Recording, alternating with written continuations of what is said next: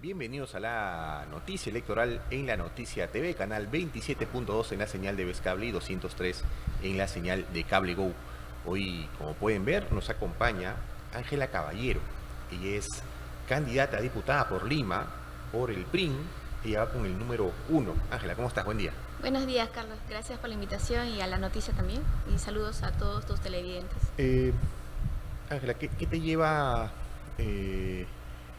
postular al Congreso y por dónde van tus iniciativas? Bueno, yo postulo ahora a soy candidata a diputada por Lima Metropolitana por el Partido Regionalista de Integración Nacional, PRIN. Es un partido que apuesta por la real descentralización, no la descentralización que estamos viviendo ahora, que es una de mesa de partes, sino una que realmente se transfiera competencia a las regiones y también presupuesto, para evitar lo que sucedió en Patás, ¿no? Que el gobernador tuvo que venir a Lima a buscar presupuesto y eso no puede ser así. Entonces, el partido PRIN apuesta por la descentralización real y también por recuperar el país de la inseguridad que estamos viviendo. Claro, el tema de la inseguridad es un tema álgido, ¿no? que acá en el programa lo hemos tocado varias veces con muchos especialistas y todos tienen recetas y todos tienen estrategias, pero finalmente no se aplican.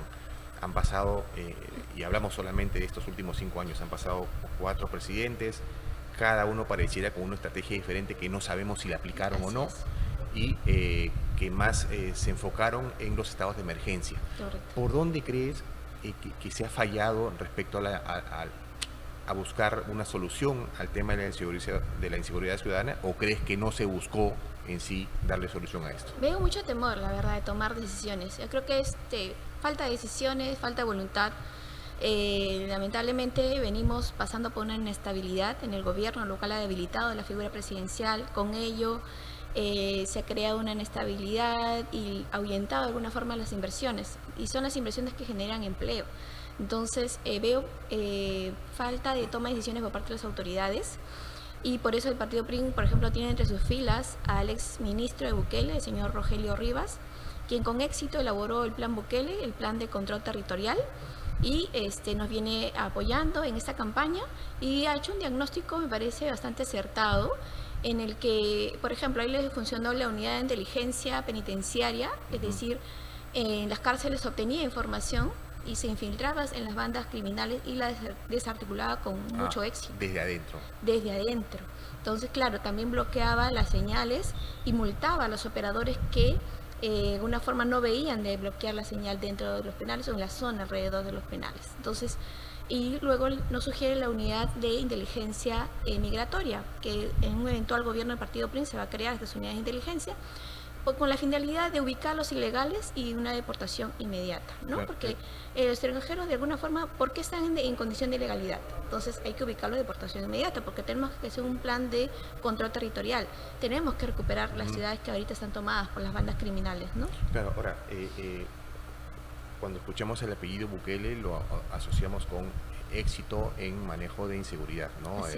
Los índices de criminalidad en El Salvador bajaron rápidamente, pero esto vino amarrado con otras normas. Por ejemplo, de alguna manera cambiar todo su poder judicial, ¿no? Que estaba bastante corrompido.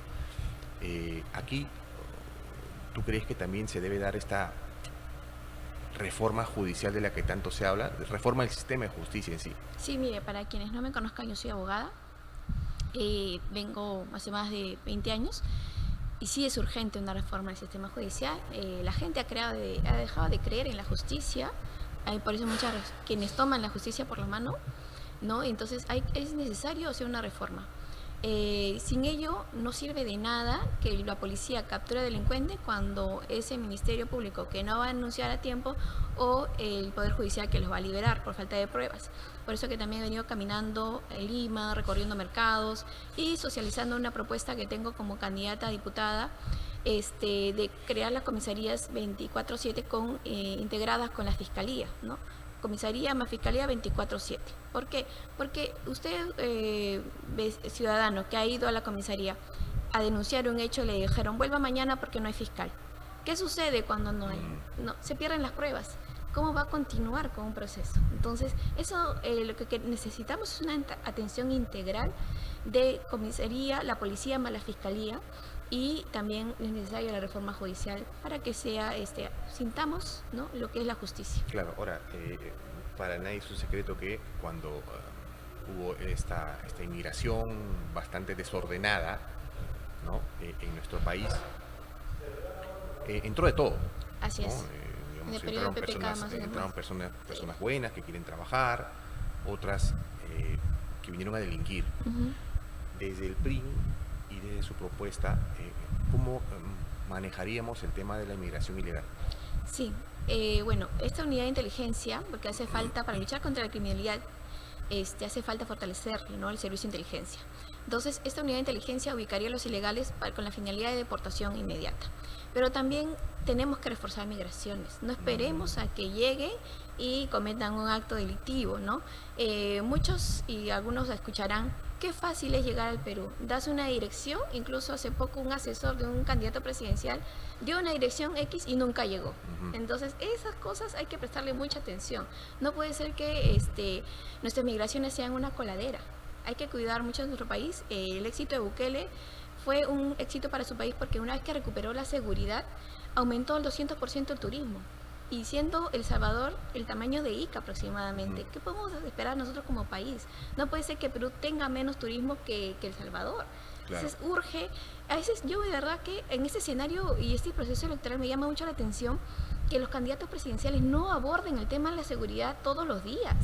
Pueden estar peleando del pasado, están peleando, por ejemplo, DNI para los fetos. ¿Usted cree que eso hubiese salvado la vida a los últimos transportistas que acaban de ser asesinados por producto de la extorsión? Y yo digo, ¿por qué no se centran en el debate del día a día, que es la seguridad? ¿Cuántos emprendedores ya tienen miedo de denunciar los cupos que vienen cobrando? ¿Cuántas bodegas ya van cerrando? En el 2025 se cerraron 3.000 bodegas. ¿Y qué está pasando con eso? Entonces, es necesario recuperar el país. Creo que estamos a tiempo. En El Salvador, por ejemplo, lo tomaron cuando morían a 60 personas por día.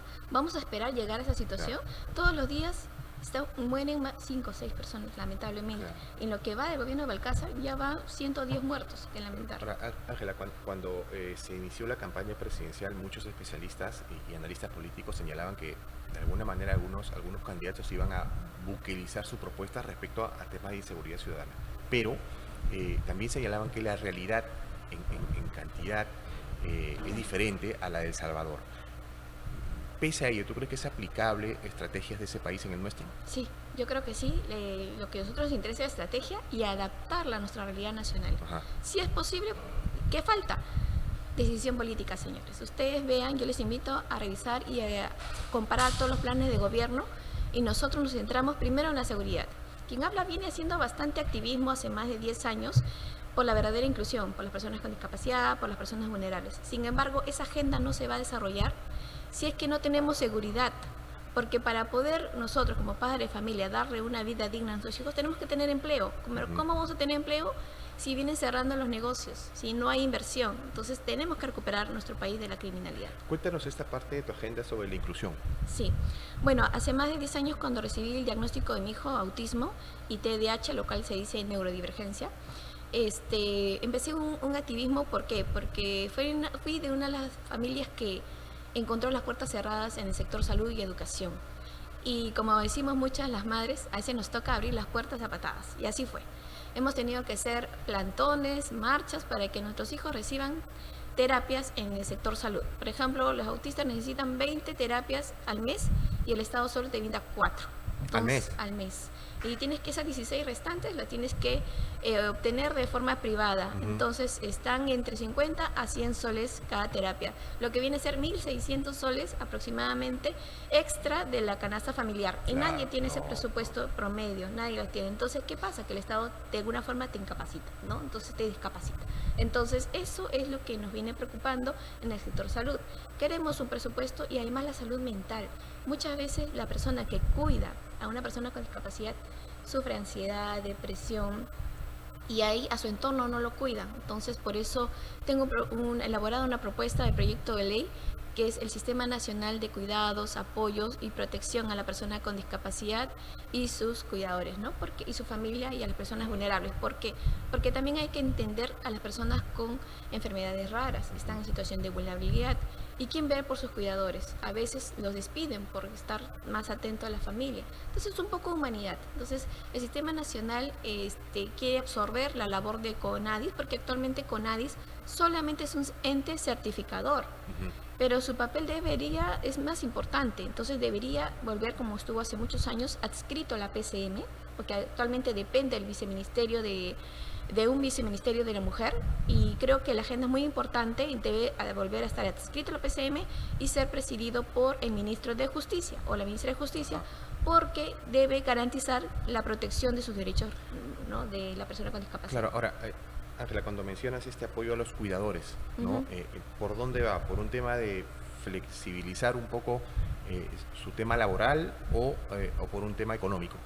Por ambas cosas, porque menos que el cuidador a veces tiene que estar en la posición de cuidado, de acompañar, no de proteger, entonces lamentablemente eso lo pueden usar para despido. Entonces es el apoyo en la flexibilidad laboral y también para que conserve el trabajo, porque lo menos que queremos es que una persona dependa del asistencialismo.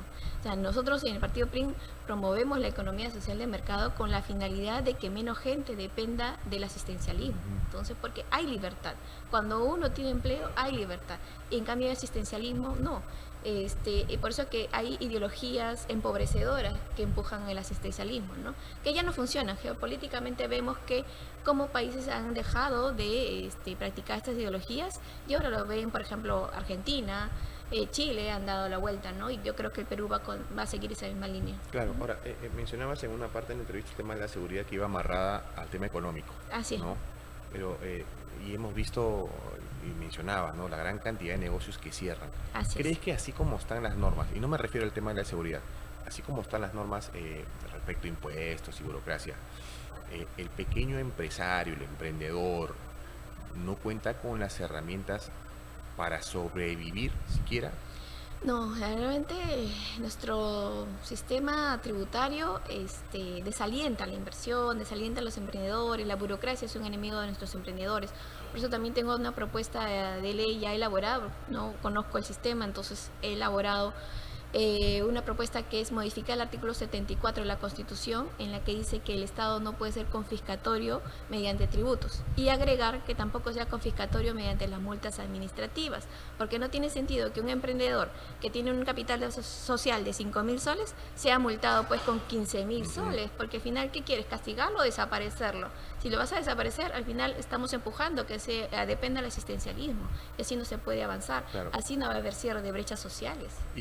Y normalmente se ve que al pequeño empresario, el emprendedor, le aprietan el cuello hasta más no poder. Sí. Pero cuando se trata de empresas grandes, compañías grandes, no las tocan, pese a que son sancionadas, pero no las empujan a cumplir con la sanción. Así es. Ahí hay un doble rasero de parte de las instituciones, ¿no? Sí, pero eso necesitamos fortalecer nuestras instituciones, porque si no los tocan, no es por falta de ley, es por falta de voluntad, y puede entender que puede haber una corrupción de por medio. Entonces, yo entiendo que ahorita, por ejemplo, yo creo que la ciudadanía está harta de que estos partidos hayan negociado con nuestros intereses de salud, educación, seguridad. Yo creo que ahora, este 12 de abril, le van a dar oportunidad a los partidos nuevos que vamos a entrar a fiscalizar, señores, porque muchos años nos han negado el futuro, nos han negado el progreso y el desarrollo. Ahora, hablamos de fortalecer las instituciones, ¿no? ¿Cómo fortalecemos el Congreso después de todo lo que hemos visto en estos años?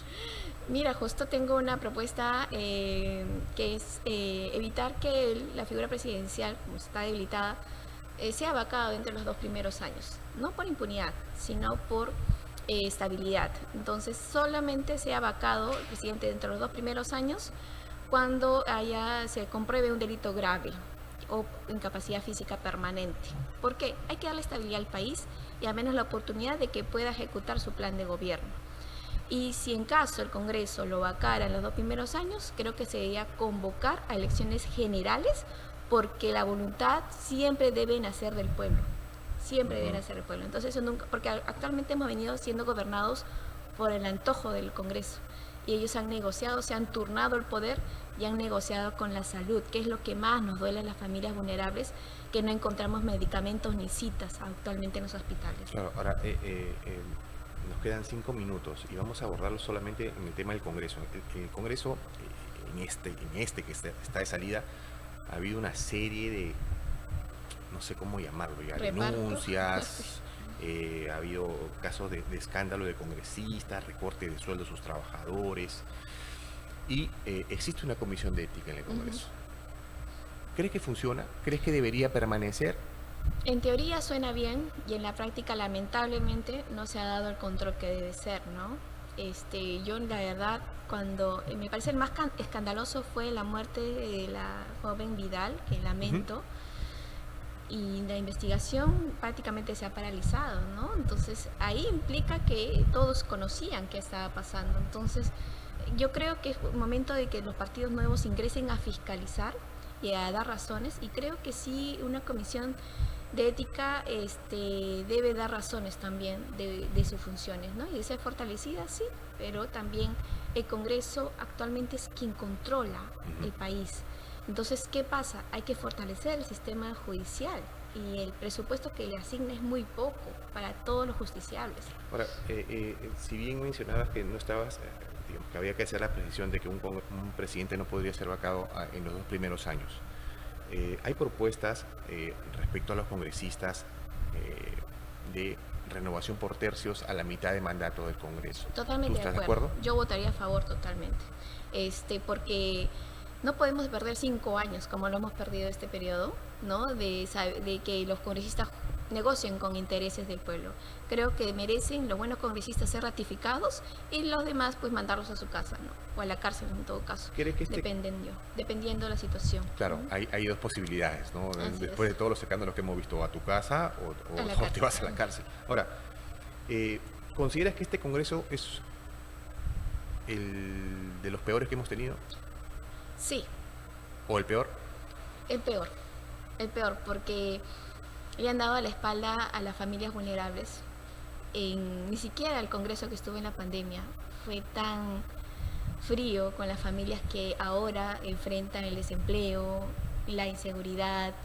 He visto y asesorado a familias que lamentablemente, pequeños emprendedores que han recibido balas como amenaza y ya han perdido la fe en las autoridades y ya no denuncian, simplemente cierran los negocios. Y eso, señores, tiene consecuencias y debería tener consecuencias en la representación del Congreso en este proceso electoral.